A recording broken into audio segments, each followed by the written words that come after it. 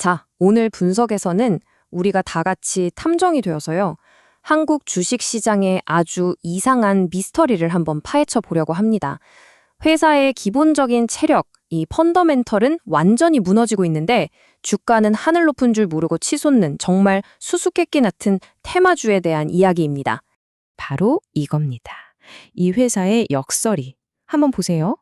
왼쪽을 보면 재무 상태는 말 그대로 자유 낙하 중이에요. 근데 오른쪽을 보면 주가는 마치 아무 문제 없다는 듯이 거의 슈퍼스타처럼 움직이고 있단 말이죠. 도대체 이 주식에 무슨 일이 벌어지고 있는 걸까요? 이게 바로 오늘 우리가 풀어야 할 핵심 미스터리입니다. 자, 첫 번째 섹션, 국보 주색 퍼즐입니다. 방금 보셨듯이 퍼즐 조각은 나왔어요. 펀더멘탈은 심각하게 무너졌는데 주가는 격렬하게 급등한다.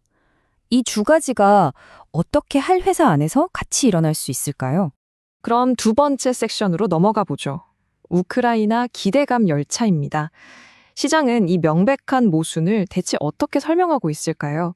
그 답은 아주 강력하고 또 감정에 호소하는 단 하나의 테마로 모아집니다.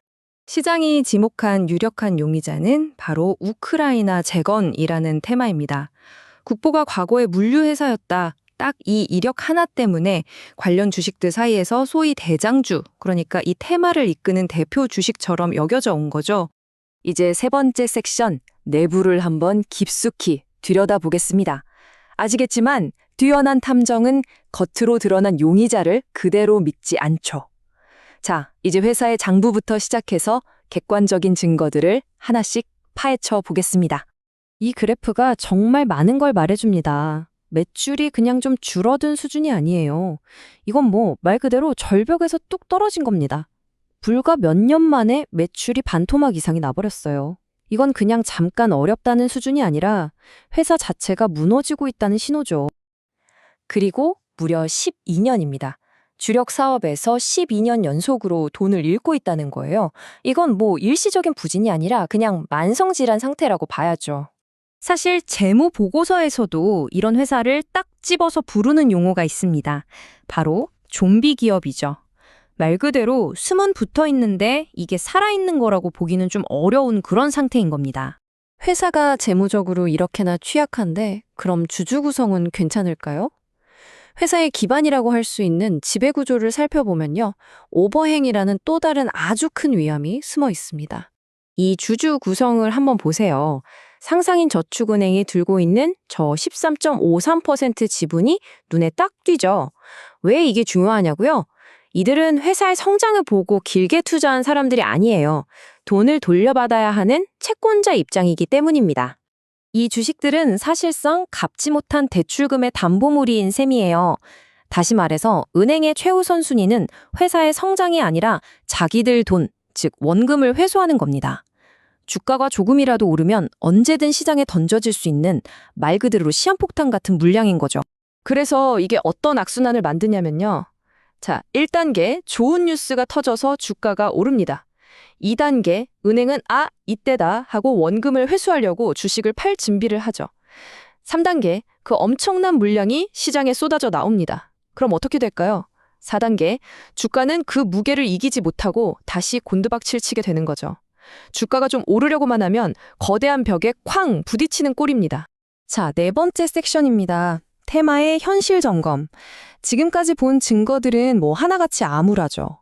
그런데 투자자들을 그렇게나 열광하게 만든 우크라이나 테마라는 게 이 모든 걸 뒤집을 수 있는 비장의 카드는 아닐까요?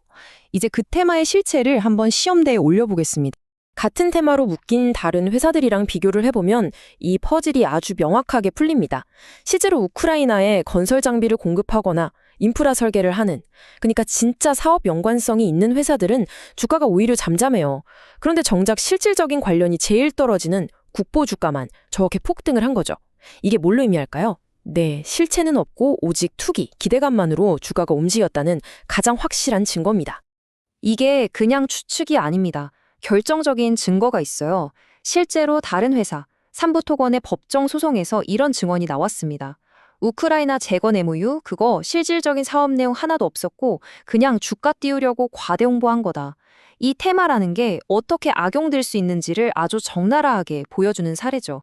회사가 갑자기 우리 바이오 사업 할 거다, 블록체인에 뛰어들겠다, 이렇게 유행하는 사업 계획을 발표하는 것도 다 같은 맥락에서 볼 수 있습니다. 이건 펀더멘털이 약한 기업들이 정말 지속 가능한 사업을 만들기보다는 그냥 단기적인 뉴스를 만들어서 주가를 띄워보려는 전형적인 패턴이거든요. 자, 이제 마지막 섹션입니다. 우리는 퍼즐 조각도 봤고, 유력한 용의자도 살펴봤고, 그리고 명백한 증거들까지 모두 검토했습니다. 그렇다면 이 국보 사건에 대한 최종 판결은 어떻게 내려야 할까요? 보고서는 이 상황을 아주 강력한 비유 하나로 딱 요약합니다. 바로 폭탄 돌리기 게임이라는 거죠. 여러분, 폭탄 돌리기 게임의 목표가 뭔가요? 이기는 게 아니죠. 그냥 내 손에서 폭탄이 터지기 전에 다른 사람에게 넘기는 것, 즉 위험을 다른 사람에게 떠넘기는 게 유일한 목표인 아주 위험한 게임이라는 뜻입니다. 그래서 최종 투자 판결은 뭘까요? 보고서의 결론은 아주 단호합니다. 이미 주식을 가지고 있다면 탈출 기회를 엿보고 새로 들어가려는 사람에겐 절대 진입 금지를 권고하고 있습니다. 왜냐하면 혹시 모를 약간의 상승 가능성보다 원금을 크게 잃을 위험이 압도적으로 크기 때문입니다. 결국 국보 사례는 우리에게 아주 중요한 교훈을 남깁니다. 모든 화려한 테마 그리고 흥미진진한 이야기 뒤에는 반드시 우리가 확인해야 할 냉정한 현실이 있다는 것을요. 이 사건은 우리에게 마지막 질문 하나를 던집니다. 다음에 또 이런 테마주를 마주했을 때 여러분은 그 화려한 기대감 너머의 진실을 직접 파헤쳐 보시겠습니까?